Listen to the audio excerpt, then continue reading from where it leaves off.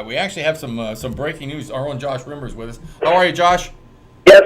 What do you got? Am I on the air right now? Yes. Yeah, you are. Oh, okay. I just wanted to give you guys the heads up. There's going to be another big hockey name on the market come July the 5th, as my contact in Tampa has informed me that Vinny Lecavalier will be bought out in the next 24 hours. Wow, that's a big ticket, too. Yes. Okay, if that's the case, let's talk about the Leafs. They're looking for a center. There was talk that they were willing to make a deal that the league squashed yesterday. Does your contact tell you that too? That's one of the reasons that this is getting done? I haven't told where exactly he might end up, but obviously that would be the logical choice. I mean, we've heard the last couple of seasons that's one of the main things the Toronto Maple Leafs have lacked, and we know it from watching the games. They needed that number one center, and if you think about it, I mean, Vinny Lecavalier and what he's been able to do in this past, it's been unbelievable. And if you remember, a couple of years ago, there was supposed to be a deal consummated between the Tampa Bay Lightning and the Toronto Maple Leafs. Rick Dudley made that known a couple of years ago that he had a deal done with Vinny going to to Toronto, but the ownership actually ended up nixing that deal. So I could totally see him coming to Toronto. I mean, this is a position that they've needed for a long time now. Well, that's a big story. What kind of money is it that's left on the board for him? I don't know the money, but obviously I believe he's got 7 years left, so I think it's going to go over 14 years. I think it goes that way. I don't know the kind of money, but it's some big money. It's around the same amount around Brizgalov, I believe. I think it's around $30 million over 14 years or something like that. That's a real surprise too, because the belief was they were going to try and keep him because he's been the face of the franchise. Yes, he has. I remember. What was it? Art Williams calling him the Michael Jordan of hockey back in the day at the NHL draft. Yeah, that's a great reminder. You're right. It's a funny thing, Josh. According to the New York Post yesterday, the Leafs and Tampa had discussed a deal that would send Lecavalier and an asset, possibly a pick, to the Leafs. Toronto would then buy out Lecavalier's massive contract, and Tampa would sign him to a more modest deal. That apparently was nixed by the office yesterday. Yeah, I don't. When I saw that possibility happening, I didn't actually see it as a possibility because there was no way Toronto was going to be able to buy that contract out. Management does not want the Toronto spending that kind of money, I think, on a guy that they're not going to get and end up going back to Tampa. As you guys know, that they are going to be buying out Mike Komisarek here at some point in the next couple days. I would not see them buying out Lecavalier. I could see them using him. I could have saw him being traded to Toronto and Toronto paying that hefty price tag that Tampa was paying, but I totally see Lecavalier wearing a Toronto Maple Leaf uniform come October. I have to say, I just did the math on this. He's got, like you said, 7 years left.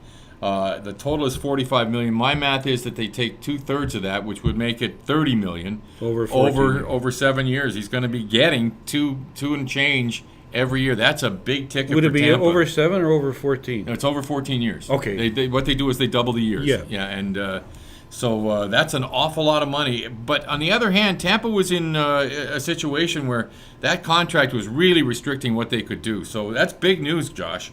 Absolutely, and then last night, I don't know if you guys heard about it, but it was making the rounds, I believe, by Elliot Friedman of Hockey Night in Canada, that they were trying to move Ryan Malone out, and they were willing to move Ryan Malone and I think it was a 3rd or 4th round draft pick, and in return taking a 7th just to get rid of Ryan Malone's contract.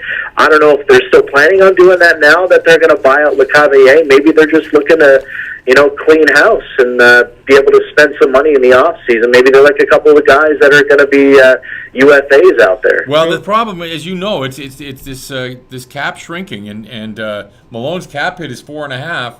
He's only going to be making 2.5 the next 2 years. So to a team that's trying to make the floor, that might be a good move. But the Cavalier thing, that's a shocker. That takes $7.7 million off their cap, which really does afford them some flexibility they badly needed.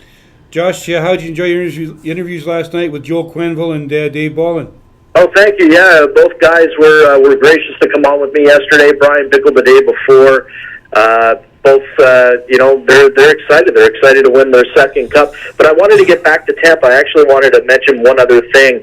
I believe now, since they are buying out Vinny Lecavalier, one position that Tampa's had a hard time filling is the goaltending position. They haven't been able to get that number one goaltender. I really believe you're going to start hearing rumors of Roberto Luongo going to Tampa. Roberto wants to be in Florida. Yeah, it's a few hours away from where his wife's family's pizza business is, but it's a little bit closer. I would not be surprised if you see Roberto Luongo wearing a Tampa Bay Lightning uniform. You know, that's a good point. Do you think that they'll wait for the buyout, or will they actually trade for him? I think they might trade for him and take the money. They need a goalie, and Roberto Luongo, even though he's been given a hard time, he's one of the best goalies in hockey. Oh, he is, no question. I'm always amazed that people keep running down his game. He still can bring it. Listen, Josh, we got to get out of here, but just on a sadder note, you brought something else to our attention this morning you wanted to mention about a longtime agent. Yes, longtime agent Donald Baisley passed away with a lengthy battle with cancer. Don, you'll remember, was the agent for guys like Peter Forsberg, Anders Hedberg, Paul Kariya, Teemu Selanne, Joe Sakic, Andrew Burnett. There's so many to list. You'll see, if you go on to Twitter, you'll see lots of people sending their condolences out to him. Yep. Not a bad word ever said about this guy.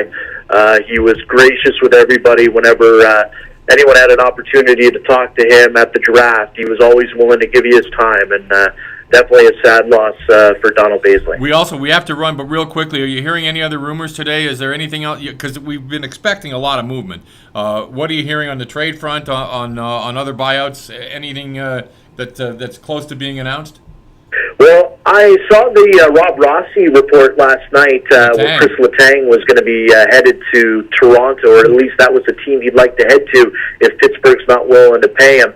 Chris Kunitz actually signed a contract extension about 5 minutes ago, a 3-year deal. I believe it's $4 million per year.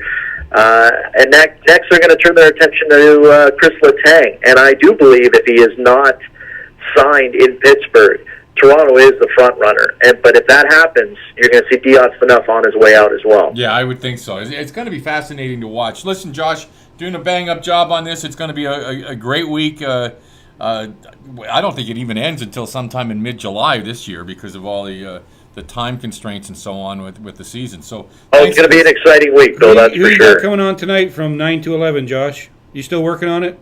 Yeah, I'm still working on it for tonight. Might have another Blackhawk actually on. Waiting to confirm it, but I'll keep you guys posted. Thanks, Josh. No problem.